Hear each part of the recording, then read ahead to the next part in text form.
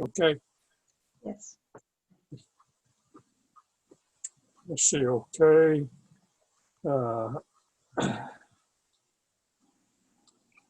This is our agenda. Let's call it to order. Welcome to the Rotary Club of Beaumont, the 72nd club that's founded in the world.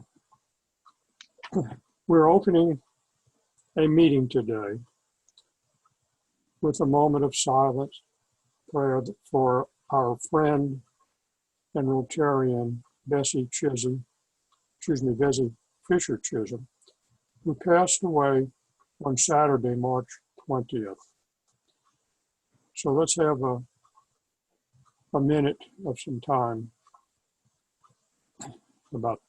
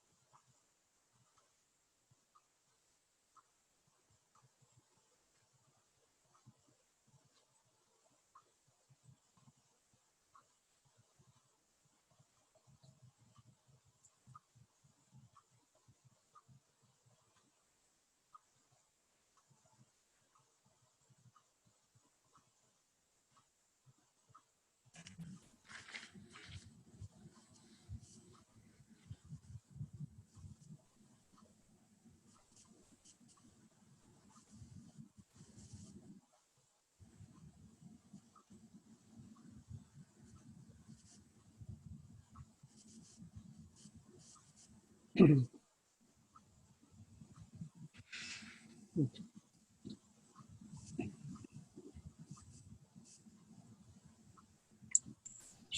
going to go ahead and ring the bell again.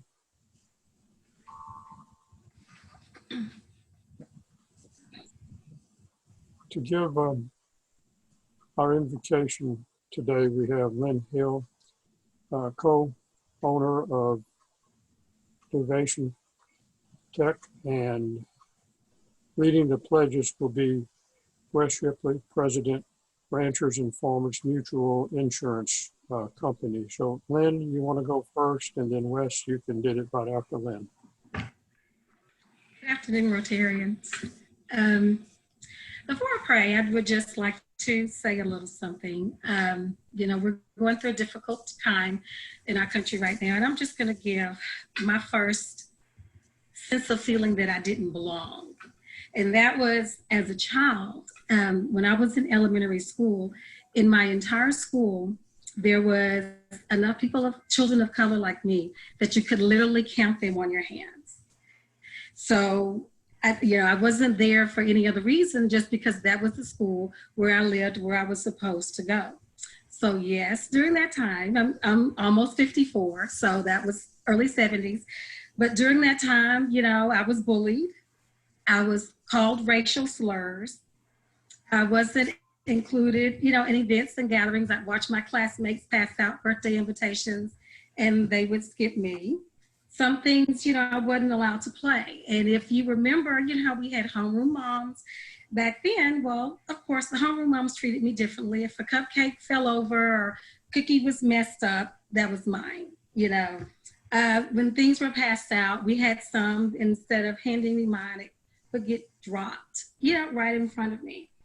So, I was homeroom mom for my children. So when I came to school, the kids were always so happy to see me because they knew something was going to happen. So the excited run-to hugs that you gave to your homeroom moms, I didn't get the excited hugs because, I just didn't greet it like my classmates.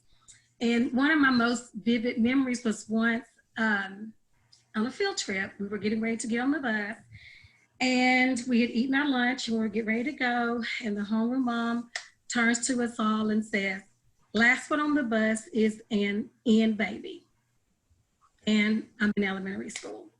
So everybody runs and they get on the bus. The people in charge were the teachers didn't speak up for me. So I was left to feel like I didn't belong and that my feelings didn't matter. And I used to love to read as a child. We had the encyclopedias because that was, of course, before that. And I loved to read the encyclopedias, the child crafts, and I loved the nursery rhymes. And one day my mom was in the kitchen, I was in the living room, and she heard me crying with the encyclopedia. And I was sitting there looking at the page that had the ring around the rosy rhyme. And I was looking, just sitting and looking. She asked me what was wrong. And I was crying because there was a little blonde haired, blue eyed girl in that book on that page. And I was crying. And she said, "Why are you crying?" I said, "Because I want to look like her and I can't be like her. I want to be this girl." And she was like, "Why would you want to be her instead of who you are? You're beautiful. You're a fabulous girl." And I said, "Because if I looked like her and if I was her, then everybody wouldn't be mean to me." And I remember that so vividly because when I said that, my mom, I remember the eyes welling up, tears welling up in her eyes. And I thought I had hurt my mother's feelings. And now I know that she wasn't crying because I hurt her feelings. She was crying because she knew that I was feeling a pain that she couldn't do anything about. She had felt, and she could not help me with that. So those were her tears.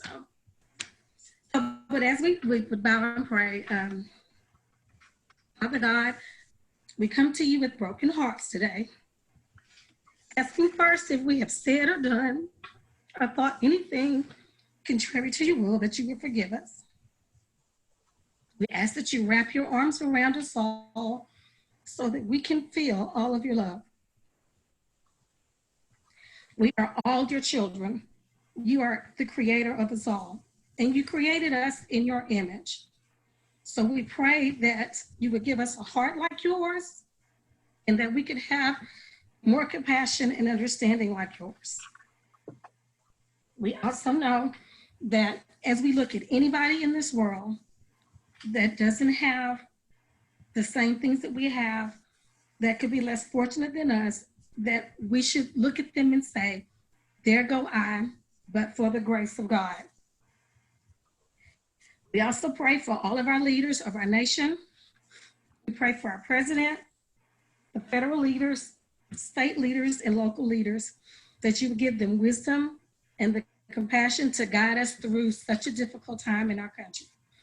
We just pray that we can agree to disagree, come to understand each other, love each other, and come to conclusions to solve what is all going on in our country right now, regardless if the person looks like us, prays like us, sounds like us, or worships like us. We ask that you would be with us and keep us in your name. Amen. Thank you very much, Lynn. You did a great job in that. I appreciate that. Thank you so much. Wes? If you would join me in the pledge to the U.S. and Texas flag. I pledge allegiance to the flag of the United States of America and to the republic for which it stands, one nation under God, indivisible, with liberty and justice for all. In the pledge to the Texas flag, honor the Texas flag. I pledge allegiance to thee, Texas, one state under God, one and indivisible.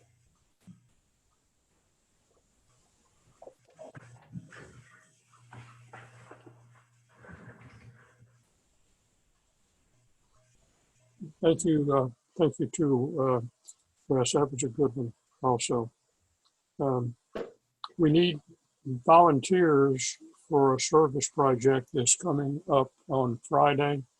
To tell you more about that is going to be Vernon Pierce, Executive Director of the Southeast Texas Emergency Relief Fund. So you've got it now, Vernon. Thanks, Joe. A couple of weeks ago, a lot of Rotarians got together over a period of 2 days, and we put food into boxes at the Southeast Texas Food Bank.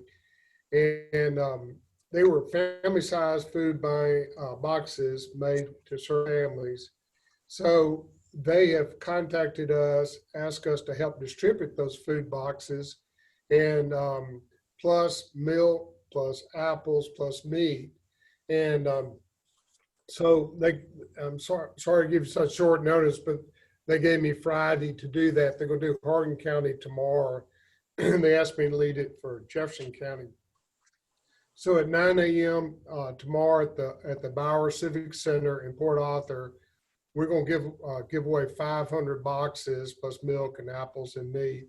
And then at 2 o'clock at the Babe Sahara Stadium, we're going to do the same thing.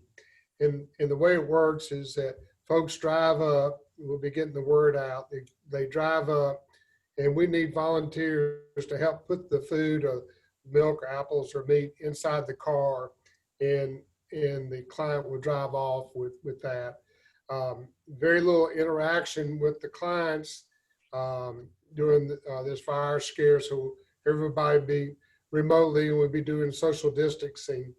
But I need about 20 people to help in at the Babe Sahara's stadium. Already, we have enough volunteers for the Port Arthur one.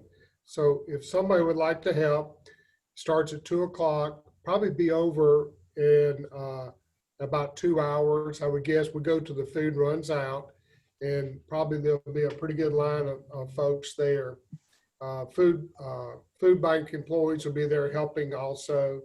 And I think I put the 500 boxes together myself during those working at Rotary. It seemed like I saw a ton of those boxes come by, but it's a great way to help folks in need, and we'll be advertising that. And if anybody would like to help, I certainly appreciate you volunteering to help for a couple hours. Be sure to realize you're going to be out in the weather. So if you're susceptible to sun, be sure to wear a hat and sunscreen and such as that. And I'll have a limited number of masks to give out too, if anybody wants one. What was the number that you were looking for? 20 people. 20? Okay. I think some of them are already coming in, so we're doing good. When is it happening? I couldn't hear you, Chuck. When is it happening? Friday afternoon at 2 o'clock, Okay. June the 5th. Okay, thank you, Vernon. I appreciate that very much. No, thanks, Joe. Anybody else decides is going to help, give Vernon a call, and I think Vernon will be very helpful for that.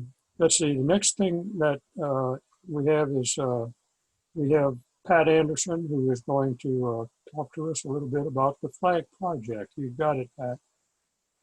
Well, we're offering a twofer this time. Instead of just one, we're offering a twofer. We've got coming up on the 14th, June the 14th, which is a Sunday. We can get up early to put out flags, and you'll be ready to go for church. So we're about 1/3 of the way, but we've got June the 14th, and then we've got July the 4th, which will be a Saturday. So it's a weekend event that you can participate in. And like I say, we're only about 1/3 of the way. So we do need some help putting these out. Otherwise, Gary and I are going to have a long Saturday and Sunday putting these things out. So if you can help one or the other, you don't have to do both. I have a lot of them that have signed up for both. But remember, June the 14th, which is on a Sunday, and I may lose one guy that's doing a little preaching on that day. I may lose Tony because he said that's the only day he works. But anyway, then Saturday we'll have July 4th, and we'll be looking for some workers there. But we've got about 14 people so far signed up. So if you hadn't ever done it, come out and do it. You'll enjoy it. It's a lot of fun, and we'll appreciate you doing that. So either get a hold of me or Gary and let us know. If I've sent out some requests, or if you need our number and hadn't got it, we'll get with Jackie and she'll get it. But anyway, remember, June the 14th, Flag Day, and July 4th. That's it. Thank you, Pat. Let's see, next thing that we have is to introduce for our speaker. Do we have our speaker, Jackie?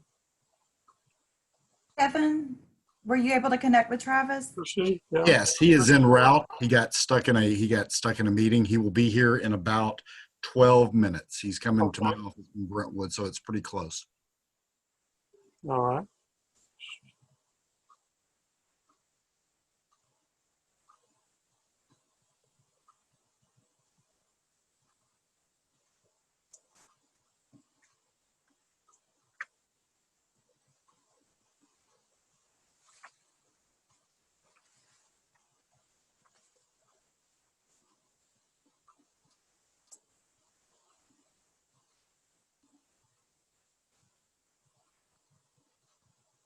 Y'all have a big group.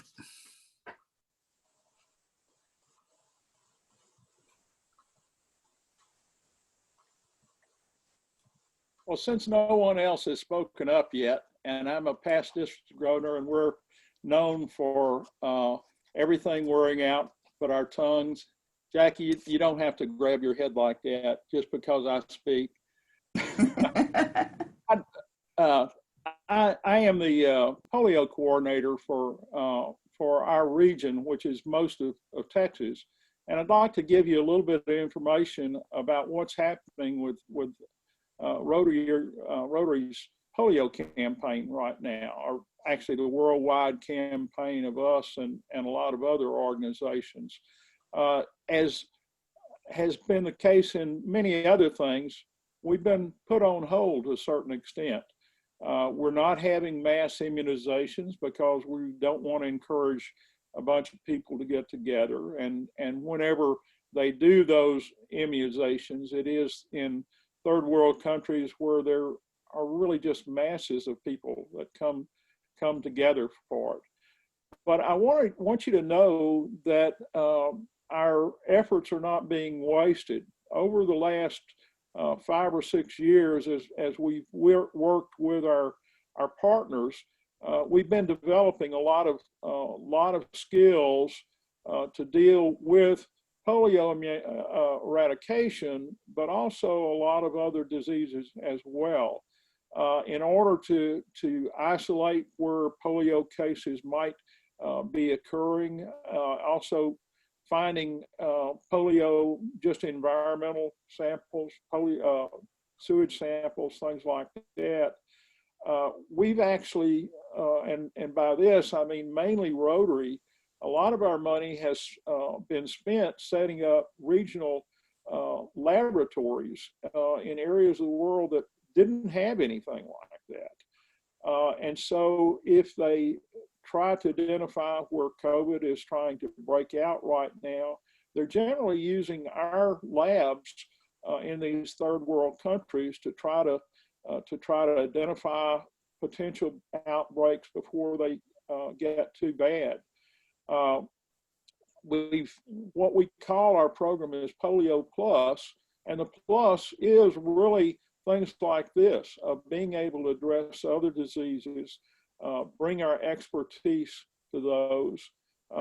And some of the other things that we're doing right now is when they are doing testing in different areas. Well, how do you get it from one place to another when you have whole areas that don't have a transportation network? We and our partners have set up a great transportation network, mainly to get vaccine to places in the past. So now we're utilizing that to gather samples, to get them back, to be able to identify where there are outbreaks and help those people, respond to it. Our district is involved in it in that recently we had a global grant, which is one where we partner with the Rotary Foundation to work on a project. It happened to be a peace project in Sierra Leone. The small club, Magnolia Club, up close to Conroe, was the lead on this. And they set up a program working with Mediators Beyond Borders to train people in Sierra Leone as mediators in their communities. They've been involved in a series of civil wars for the last 20 years. And so these people were trained to be mediators in their own communities to try to bring people together. When COVID broke out, they were at the end of one phase on this and would be a few months before they started another one. So our Rotarian lead in Magnolia called the Rotary Foundation and said, look, we have a little bit of money we didn't spend on the first half of this. Could we get permission to use that to train some of the local mediators that have already worked with us to go out and let their communities know about what they should do to prevent COVID. So they actually had about 35 people do this. Not only did they go out to individual communities, but they managed to get a whole series of videos shown on national TV. And if anybody's interested, I can get you a copy of one of those. But it just shows how Rotary is able to adapt to things so much faster than a lot of times, companies, countries, or governments are able to, because we have people that have experience in so many different things. So I want you to know that you can be proud of what Rotary is doing with polio, and would hope that some of you would listen on Thursday night to hear Mike McGovern tell a little bit more about just what we are doing in the world. Thank you. You can have it back, Jackie. Thank you. And I'll just use this opportunity to update you all a little bit. We have been doing a book project with the children at Martin Elementary every year for the last, 2 or 3 years, since Harvey's time anyway. And that, of course, was one of the many things that had to be halted for this year, or changed, I guess I should say. We've been working with the principal at the school and the assistant principal, and have, since we couldn't go there for our interaction with the children to let them order, select and look at books and order books, we have gotten a list from the teachers of some books that would be ones that the children that at this age would be like, they're now third graders that we're working with, that they would like. And so we're ordering some of those books so that each of them, and we'll box them and mail them to each child's home so that they will still have their summer reading, will still be able to keep up with our program. As you know, we're following the same group of children. We started when they were first grade, I believe, second, they're in third grade now. So we're moving up with them and giving them, and gives the teachers then the parameters where they can do some research if they want to, some statistical data that shows, are these students suffering from the summer slide where their reading skills drop during the summertime, when they're not in a standard curriculum and they're not having the opportunity to perhaps go to the library or have books in their home. So we're gonna box books and we're gonna mail them and have them delivered to their front door with a letter from the school explaining again that we're continuing what we're doing. It's gonna be a little more costly for us, just a fair warning, but I think it was important that we do that and continue and keep the statistics going, keep the research for the school going, and not only that, but to make sure those children know that we love and care about them. So I will be calling on some of you when the book orders are in, so that we can assemble boxes and tape them and stick labels and do all those good things. We put a label inside each book for the child to say, this is given to you by the Rotary Club of Beaumont. So I will call on you to come as you feel comfortable with your mask or whatever, and we can work in small groups, distancing as much as we can, and still do what we need to do, and get some reading material to these kiddos for the summer. So that's an update, Joe, if that helps on where we are with that, since we haven't been able to communicate a little bit. So that'd be good. Right. Okay, Jackie, thank you. Christy, is Travis here? Yes, we are ready. Okay, Chris, Okay, you've got it then. thank you. With over 40 years experience in the construction industry, Travis Woods and his wife Lois formed T&L Solutions LLC to offer the advantage of experience to companies that were struggling or planning for expansion or growth. T&L also works with project owners to locate competent and qualified contractors to fit the project's specific needs. You might say that T&L Solution is an industrial matchmaker, bringing industry and contractors together for success. Travis and 3 other businessmen started the Gulf Coast Industrial Group in Lake Charles 10 years ago by having monthly meetings, bringing plant folks in for their contractors to visit with. As a result of this group has grown to Baton Rouge, Port Arthur, Conroe, and Corpus. This group now boasts of 750 members across the Gulf Coast. Travis started and is chair of the Contractors Business Development Group of the Port Arthur Chamber of Commerce. The group meets once a month with area contractors to network, exchange contact information, and learn of new or existing projects. So Travis, take it away. All right, thank you very much. First of all, I want to thank you, Christy, for the good words, and Kevin Grinnell Computers, for saving my neck today. And he had it all set up for me just to run by and sit down. So this is a different deal that we're going through here. I've put out about 3 podcasts in the last month because we couldn't have our contractors meetings, and so this is a little different. Chuck Mason, good to see you, and Pat Anderson, and see a lot of folks on there that I know. So good to see y'all. So today I'm just going to kind of give a brief scenario of thinking outside the box and what's going to happen after the storm. You know, one thing about us in Southeast Texas, you know, I migrated in here 30 years ago from North Louisiana. Went to Louisiana Tech, don't hold that against me, but I'm proud of that. But anyhow, in the 30 years, you know, we've all had the hurricanes hit us, different things. You know, we got something stirring in the Gulf right now. We all got our antennas up, just kind of looking.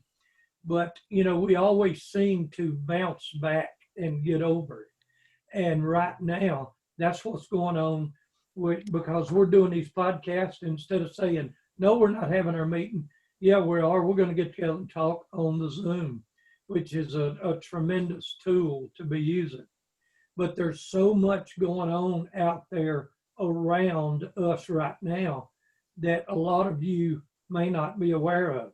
And I tell a lot of folks who may not be tied to the industrial industry to think outside the box. You know, I was speaking to a group in Houston 4 or 5 months ago, and there was 300 folks there, and there was only 3 of them that had something to do with the industrial. Well, there was a bunch of car dealers there. So I said, well, good. These large multi-billion-dollar plants may buy 100 vehicles, 100 trucks at one hit. So if they do that, you know, if you think outside the box, how could I get involved? Then you'll find yourself saying, well, now maybe I could get a little piece of that pie without actually going on the plant site.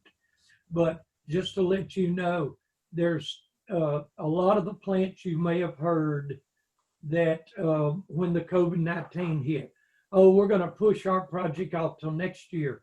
Well, there's been several $1 billion pushed off to next year, but they didn't use the word cancel. Okay.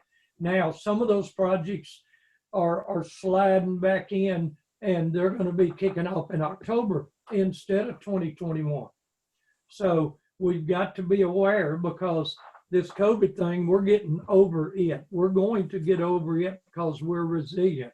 We will bounce back. And these, I talked to Valero this morning. They're gradually ramping up. They feel like by the end of the summer, you know, they're what they call cautiously ramping up, putting more people back to work. And we're real excited about that. Bechtel called this morning. Bechtel has the Semper LNG project. They were planning on moving on site in July. Well, that slid, they talked about after the first of the year. Now it's backed up to October.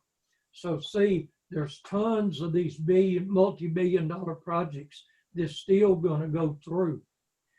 We have meetings from Baton Rouge to Corpus. I got a call yesterday. The Civic Center told us we could have our meeting in Corpus June 25th. And I'm so excited because we've got some good folks down there that's going to be speaking. There's about $52 billion on the books in Corpus Christi. So we're really excited about bringing our contractors in. We started that contractors group to help contractors get closer to the plant folks, kind of get closer to the money. And so by that happening, a lot of folks, and we got about 750 members. Our podcast that we released last Wednesday had 2,200 folks watch it. So we was real excited about that. Our friends with BMAX did all that good stuff for us, not really on a Zoom, but we've got a link that we send out where folks can watch that. But in this area right here in the Golden Triangle, we know that Chevron is looking at a place to build. Well, we're hoping Chevron Orange is going to be the location. They bought 2,000 acres over there. They've done a lot of geotech work and a lot of surveying. Are they going to pull the trigger over there? We don't know. We're going to say a good prayer, keep our fingers crossed for those folks. And we're hoping, because I know they pushed it to 2021 for the FID, Final Investment Decision. So we're going to keep our fingers crossed that Chevron will pick Orange, Texas, because I know the tax abatements and the judges over there have all, given them the green light on that end. So, but it takes a lot of different aspects to get these multi-billion dollar projects going. But anyhow, other projects that are around here, we've got Air Liquide that I just got wind yesterday is going to build another big unit here in this area. They're expanding their unit in Longview, Texas right now. A lot of our local contractors are going to help them expand that project. We've got a project over here in Groves that's going to run $1 billion. They're putting in 25 miles of railroad track. They're putting in tank farm. A lot of folks didn't even know that one was around. But I drove out on the job the other day and they're building up the site right now, and that's Gibson Energy. A lot of folks have to Google Gibson Energy. Where did they come from? What are they going to do? But I'm going to tell you right now, I'm so proud to be speaking to y'all today because we are sitting in an area that will bounce back. And it always does, no matter if it's a hurricane or a head cold or what it might be. And I'm so excited that some of these projects are waking up and putting more people back to work. I know there was a ton of layoffs, but a bunch of those folks are coming back. And I'm real excited about that. You know, Dow came in here and bought DuPont. Well, now they've got a project called the Mosaic Project, where they have taken all the DuPont plants that they have bought and they're going to start doing upgrades. And we're bidding a slew of work for them right now from Houston, all the way to Baton Rouge. So it's those, what I call the sleeper projects that are out there that we look for. And, but we don't really hear anything about until boom, they're already rolling and already going. The federal government has got an $88 billion project that's going to be coming out next year in 2021 on how plants handle the wastewater. Just a little thing called wastewater, but it's $88 billion in upgrades in these plants. So that means a ton of work for the contractors. And see, that work right there hadn't even hit the airwaves yet. So it's those sleeping projects that are $88 billion worth that's going to be so active and so exciting for us to be able to bring them to our local contractors and help them put some folks back to work. In the 90s, you may remember when it was the flare stacks and the CO2 and emissions. Well, they had all these upgrades that the federal government helped these plants do upgrades in the 90s. kept a bunch of us busy for a long time. So now we got another one coming in 2021, which has got something to do with wastewater. So I'm so excited, to be able to bring that information, because there is life after this storm. And I promise you, we will bounce back and we will be resilient, in the Golden Triangle. And I'll just say that we're Golden Triangle strong. And at this time, I could talk for 2 hours, but I need to open it up for any questions. Y'all got any questions for me at this time? We have a little time if you want for questions, Travis. Hey, Travis, we see a lot of people talking about the different industrial expansions and that stuff, but if you just go over to the Mont Bellevue area along Highway 99, they have those huge warehouse facilities, Ameriport and others. What is keeping us from getting something like that here? I mean, we have the port, we've got all this expansion going on. Is there some reason? Those are good jobs. Those are good things to have. They can be very versatile, can diversify what we're doing, but I don't see anything like that happening in this area.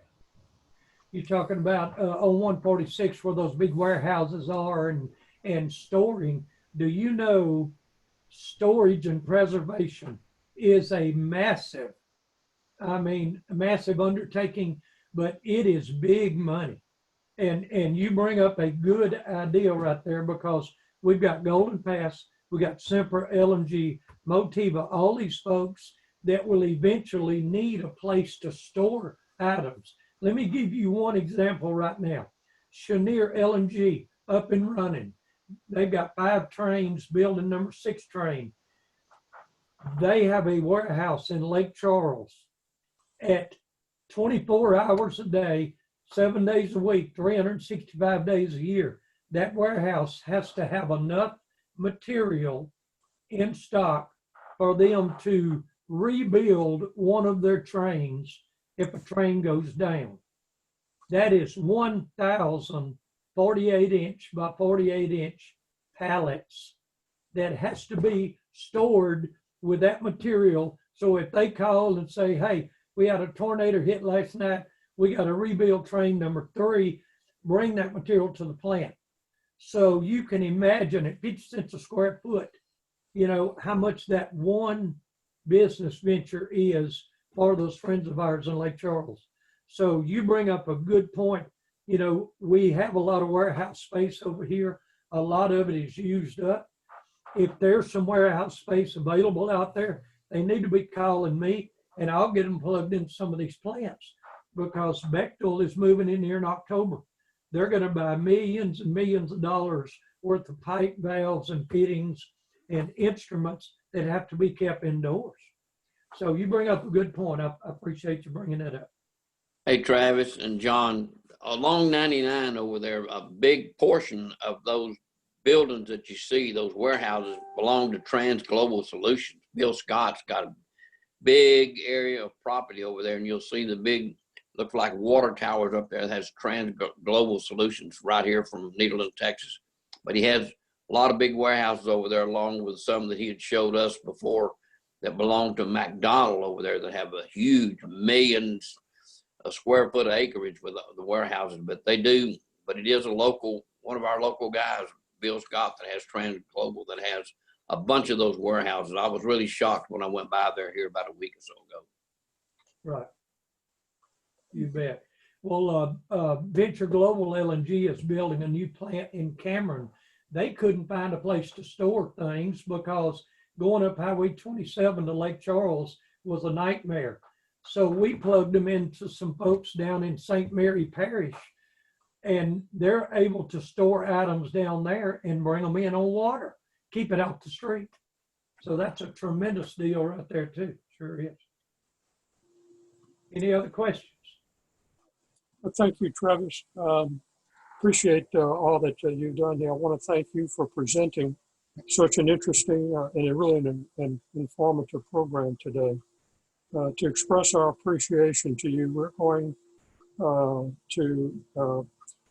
take your service as our speaker, and we will make a donation in your name to the End Polio Now campaign. Thank you so much, Travis. I appreciate that. Thank you. I appreciate you very much. We, anybody that knows me know that we've done tons of charity work down through the years. And I've got a music group. We play music for a lot of American Cancer Society and different things like that. So that is dear to my heart. Thank you very much. Thank you, Travis. Got one other thing coming up. Is Dana Timaeus around? I think I saw Damus. Yes, sir, I'm here. You're there? Well, we are going to be giving, I guess, a big congratulations, Dana, to you. I think Dana Timaeus was named the 2020 Citizen of the Year by the Nature's River Festival. So thank you so much for that, Dana. Was that a surprise? Yes, sir, it was very much a surprise. And I'd turn on my video, except the last time I tried doing that, my computer restarted. Well, you got it. I appreciate all that you've done there too also. Thank you. And Travis, if you want to hang around here, maybe some others might have some more information or some questions for you. That'd be fine if you want to do that for any others. So let's thank for all of our attending our meetings today. I want to thank all of those. We talked about. We had some fun. Lynn, Wes, Vernon, Christy. We've had a whole good program today. So let's turn on our microphone and let's recite the four-way test of the things that we say or do. So first, is it the truth? Second, Is it fair to fair to all concerned? Third, Will it build goodwill and better friendships? and fourth, will it be Beneficial to all concerned. Thank you. Have a good week. Go out and connect with the world. And I'm going to ring the bell. And if anybody wants to stay and talk some more, we got it. Thank you so much. Appreciate it.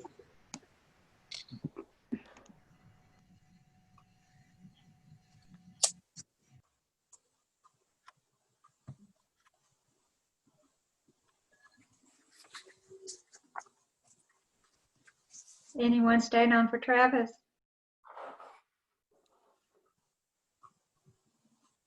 Well, you still have some pictures up. I have pictures up. You went out at the beginning when Christy was introducing you, and I'm the summary. So I'd love it if Christy would forward. Yeah, I did. I just put it in the chat box. Wait, oh, in the chat box. Is that how I get it? I don't know how to do that. Let's see. Ah, got it. Thank you. Uh-huh. I'm sorry, was that question about the podcast, Christy? And no, about the introduction. She just Okay. wanted There's a question here about, is there a link to the podcast? Travis, Ma'am, do we have a link to the podcast you referred to that we can share? if you could, let's see, if you'll send me an email, I will send you a link because it ran this morning from 9 to 11. And if you'll maybe, or get with Christy and share your email address. Well, let me just give it to you. It's Travis at tlsolutions.us. Travis at tlsolutions.us. And you send me an email and then I'll send you a time and date when the podcast will be active. We ran it from 9 to 11 this morning and I had about 2,200 watch it last week. So we were thrilled to death. And we'll be recording another podcast, Christy, next Thursday at 1 o'clock.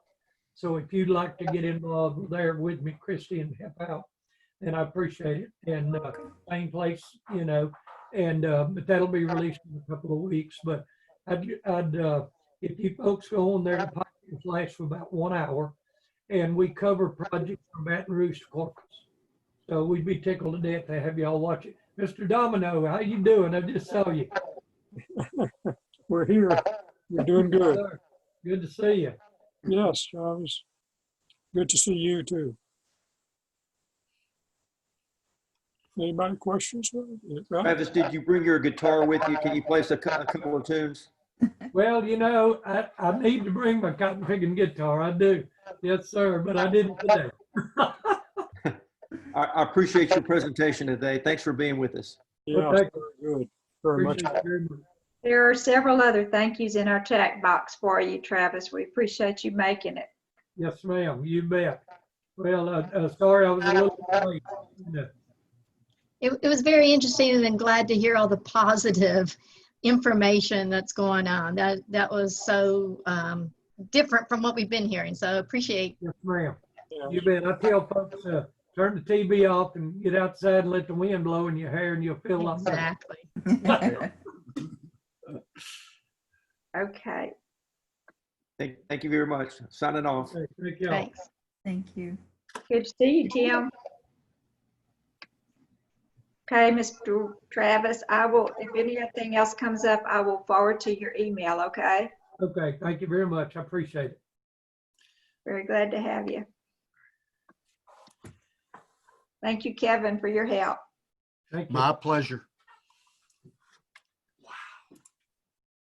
Good, Christy? Yes, thank you. Send me your personal email stuffs. Thank you. Yeah, Okay. thank you so much. Yeah. Great. All right. Anybody else still on? Need questions? Need something? I think we're done. I guess we're good to end it, Joe.